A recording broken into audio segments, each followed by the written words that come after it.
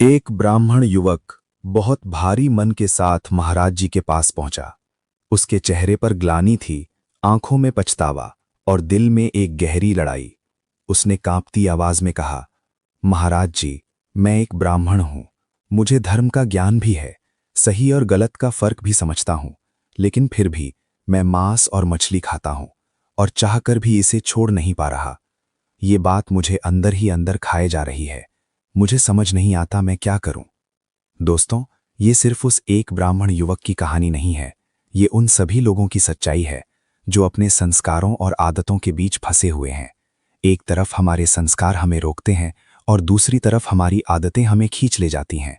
हम जानते हैं कि क्या सही है, लेकिन फिर भी हम उसी गलती को बार बार दोहराते हैं और फिर अंदर ही अंदर खुद से लड़ते रहते हैं। लेकिन क्या इस अंदर की लड़ाई को जीता जा सकता है? क्या इंसान अपनी आदतों पर विजय पा सकता है? जब इस युवक ने अपनी ये पीड़ा बताई, तब अनिरुद्ध आचार्य जी ने जो उत्तर दिया वो सिर्फ शब्द नहीं थे, वो एक ऐसा मार्ग था जो इंसान को भीतर से बदल सकता है। उन्होंने बहुत सरल भाषा में समझाया कि इंसान अपनी आदतों का गुलाम क्यों बनता है और उससे मुक्त कैसे हो सकता है। तो अगर आप भी अपनी किसी आदत से परेशान हैं या अपने जीवन में सच्चा परिवर्तन चाहते हैं, तो इस वीडियो को अंत तक जरूर देखें, क्योंकि आज जो आप सुनने वाले हैं वो आपके जीवन को एक नई दिशा दे सकता है। गुरुजी, मैं मांस मछली खाता हूँ। मैं छोड़ना चाहता हूँ लेकिन छूट नहीं पाता। तो मछली सीधे नदी से उछल के आपके मुंह में घुस जाती है नहीं हैं? फिर नहीं, घर में बनता है, सब कोई खाता है। मैं बस मेरे घर में मेरी दादी, मेरी फूआ और मेरी बहन नहीं खाती है। आप बताओ, किसी की हत्या करना अपने स्वाद के लिए। मांस तो कुत्ते खाते हैं। मांस जी कौन गुरुजी। खाता है? जानवर। कुत्ते। आप कुत्ते हैं? नहीं। फिर ये सब कुत्तों के काम है, मांस वांस खाना। इंसान हो, दाल चावल सब्जी रोटी फल फूल कंदमूल फल खाओ। जी गुरुजी। मनुष्य हो, हम इंसान हैं, हम मांस के लिए नहीं बने हैं, ठीक है? जी गुरुजी। हमारी रचना ईश्वर ने मांस खाने के लिए की है कि शाकाहार के लिए की है? मांसाहार शाकाहार? शाकाहार। फिर क्यों मांस खाते हो? अच्छा लगता है गुरुजी। अच्छा, तो शेर को भी आपका मांस अच्छा लगता है, तो अपने आप को शेर के हवाले कर दो, खा जाएगा, उसे भी तो आप अच्छे लगते हैं। आपका मांस अच्छा लगता है, अच्छा लगता है मतलब कुछ भी करोगे। नहीं गुरुजी। शेर को आपका चमड़ा अच्छा लगता है कि नहीं? लगता है गुरुजी। फिर शेर की भी इच्छा पूरी करो। अपने अच्छे लगने के कारण किसी को मार डालो, ये धर्म है? नहीं गुरुजी। तो आप धर्म कर रहे हैं कि अधर्म? अधर्म गुरुजी। ये पाप है बेटा। हम भी देखो जीवन जी रहे हैं, दाल चावल सब्जी रोटी साग भाजी बादाम काजू खा के, हमें तो मांस की आवश्यकता नहीं लगी। जी गुरुजी। आपको क्यों लग रही है मांस की जरूरत? मांस भी कोई खाने की चीज है? नहीं गुरुजी। अरे, मांस कुत्ता खाता है, जानवर खाते हैं, आप मनुष्य हैं। जी गुरुजी। आपके पास शेर मांस इसलिए खाता है क्योंकि ईश्वर ने उसकी रचना वैसी की है।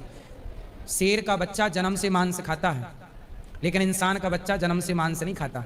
इसका मतलब ईश्वर ने आपको मांस खाने के लिए नहीं बनाया, ठीक है? जी गुरुजी। खाने के लिए क्या बनाया है भगवान ने?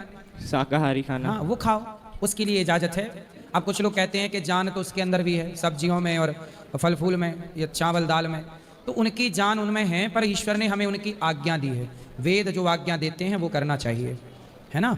जैसे बहुत सारी लड़कियां होती हैं, पर जिससे विवाह आपका होगा वही आपकी पत्नी बनेगी, और जब विवाह हो जाएगा तो समाज और शास्त्र उस स्त्री के संग रहने की इजाजत दे देंगे। उसी तरह शास्त्र आज्ञा करते हैं कि दाल खाओ सब्जी खाओ चावल खाओ फल खाओ, मांस ना खाओ। तो जो नहीं खाने का वो मत खाओ, जो खाने का वो खाओ, यही धर्म है। जी गुरुजी, मेरी अभी जनेऊ नहीं हुई, मतलब मैं दिग्वैत ब्राह्मण हूँ। तो आप मेरी ब्राह्मण हो? तो भूमिहार हूँ, तो ब्राह्मण में ही आता हूँ। तो ब्राह्मण हो के बताओ आप मांस खा रहे हो? पूजा पाठ नहीं करवाता हूँ, मतलब। ब्राह्मण, श्रेष्ठ ब्राह्मण बनो, ये तो पतित ब्राह्मण के लक्षण हो जाएंगे। ये तो पतित भ्रष्ट है। ब्राह्मण होके यदि मांस कोई खाए तो उसे भ्रष्ट कहा जाएगा। आपको भ्रष्ट नहीं होना। जी गुरुजी। प्रायश्चित करो, अब ये गलतियां ना करो। तो मेरी जनेऊ नहीं हुई है, तो मैं कंठी माला धारण कर सकता हूँ? हाँ, कंठी माला भी कर लेना, जनेऊ भी धारण कर लेना, और ये सब बुराई छोड़ दो। और घर वालों को बोलो कि ब्राह्मण कुल बड़े भाग्य से दिया भगवान ने। पहले तो मानव शरीर ही भाग्य से है, ब्राह्मण होके भी ये खाओगे तो कैसे समाज का मार्ग दिखाओगे? समाज का मार्गदर्शन आप अच्छे बन के करो, ठीक है? गुरुजी, कितने नाम जप से मोक्ष की प्राप्ति हो सकती है? एक ही नाम से हो जाएगी। अजामिल का एक ही नाम से कल्याण हो गया। बस श्रद्धा प्रेम से पुकारो, आप नाम जितना अधिक से अधिक लो अच्छा है, लेकिन एक नाम भी पर्याप्त है। माचिस में तीलियां बहुत सारी हैं, बोलो हैं। जी गुरुजी। लेकिन एक ही तीली पूरे जंगल को जला सकती है। जी गुरुजी। ऐसे नाम बहुत हैं भगवान के, बहुत नाम जपो, पर एक नाम से ही कल्याण हो जाता है। नाम बहुत जपना चाहिए, खूब नाम जपो। चलो गुरुजी मैं बोर्ड का भी एग्जाम दिया हूँ, तो आशीर्वाद दे दो कि मैं आशीर्वाद, खुश रहिए। मुंबई से आई हूँ, गीता भाटिया। अच्छा, मेरा सवाल ये है कि मैं ब्रिज 84 का यात्रा अगले बरस अप्रैल में 25 में किया है, उसके बाद में कर सकती है? हाँ हाँ क्योंकि जितना तक जिंदगी है कर सकते तो हैं। करूँ।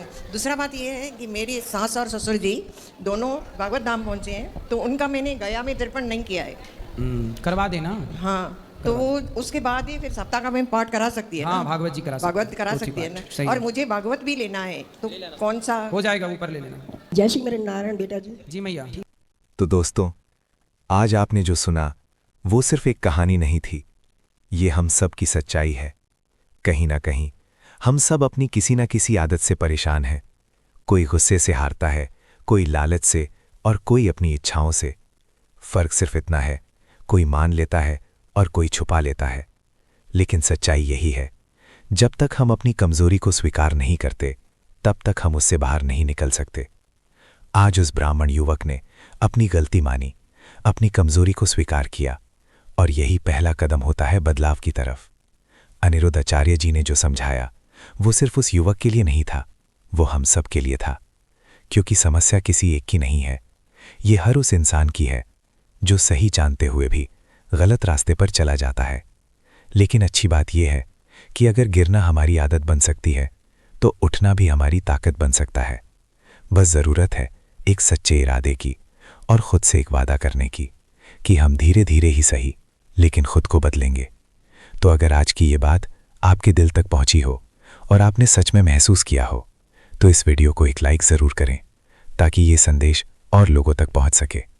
और अगर आप भी अपनी जीवन में बदलाव लाना चाहते हैं और ऐसे ही सच्चे और सीधे ज्ञान सुनना चाहते हैं तो चैनल को सब्सक्राइब करके इस सफ़र का हिस्सा ज़रूर बनिए, क्योंकि यहाँ हम सिर्फ बातें नहीं करते, हम खुद को बदलने की कोशिश करते हैं। मिलते हैं अगली वीडियो में, तब तक के लिए राधे।